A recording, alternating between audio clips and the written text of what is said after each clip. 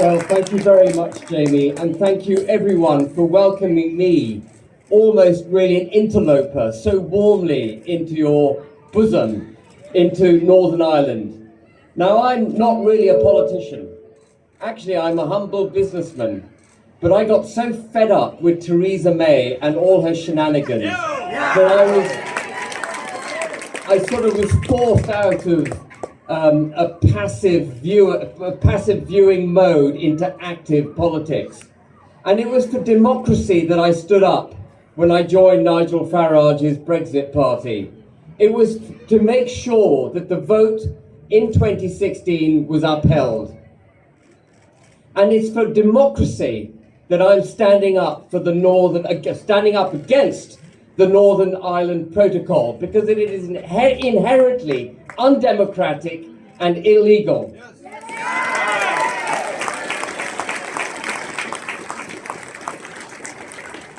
Now, there was a report produced in November 2017. Forgive me for being a little technical and dull for a moment.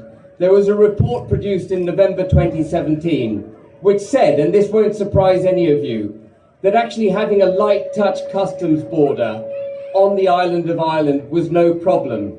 That the trade that crossed that border was less than 5 billion euros a year, less than 1% of the trade between the United Kingdom and the EU, that you could have trusted trader status, that you could have number plate recognition, that there was no need for any infrastructure at the border. None of this is a surprise. There was no need for the narrative of a hard border on the island of Ireland. But what will surprise you is that that report was produced by the European Union. Now, whoever produced that report either wasn't speaking to his political bosses or was behind what they were trying to achieve. Because very shortly after that, Leo Varadkar, together with the European Union, alighted on this brilliant plan to weaponize the border, to use it against the British government in the negotiations over Brexit. And that's what I thought it was to begin with, just an attempt to get negotiating advantage. But it's much worse than that, ladies and gentlemen. I've come to realize that it is not sufficient for them to have economic advantage over the United Kingdom. It's not sufficient for them that we suffer. What they seek is a dismemberment of the United Kingdom. And that's what the protocol does.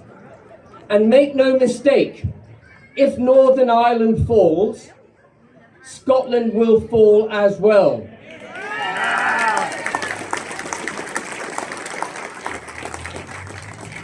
The real villains in this story, the real villains are the EU and the Irish government, because they have falsified and misrepresented entirely what a customs border on the island of Ireland would be.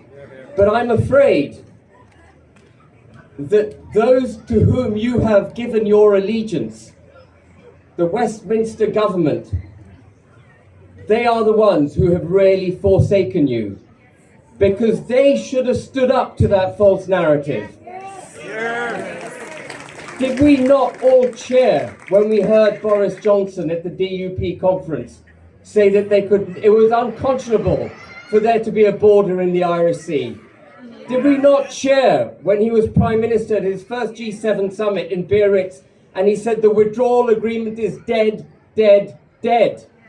But at the time he said that, Michael Gove was busy resuscitating the withdrawal agreement. Did we not cheer when we read page 5 of the Tory party manifesto and it said the United Kingdom will leave the EU as one United Kingdom? He said we would take back control of our laws, our borders, our cash and our fishing. We have control of none of those as long as the protocol subsists. And he sold the fishing industry down the drain.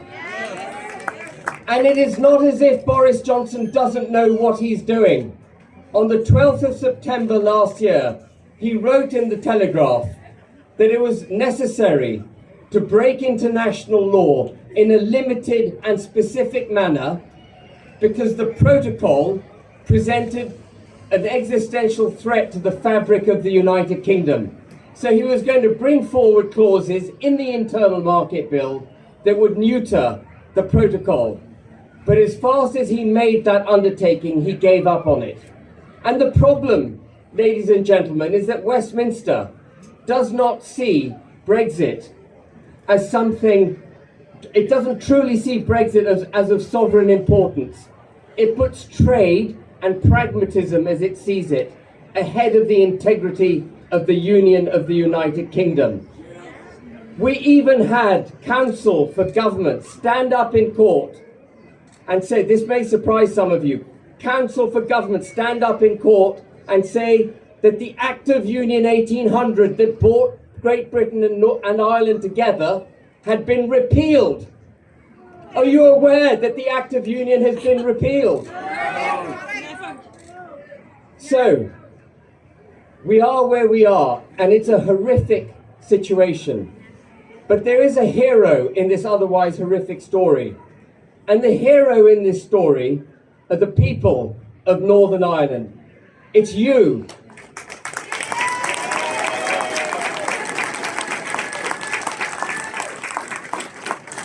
This protocol is not going to be defeated in Westminster. This protocol is not going to be defeated in the court in Belfast or the Supreme Court. This protocol will only be defeated if you continue to make yourselves heard. You have to stand up for Northern Ireland.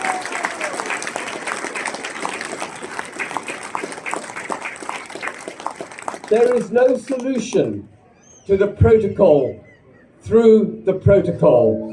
As Kate so brilliantly put, the Boris border needs to be ditched, the protocol needs to be ditched. Thank you very much, everyone.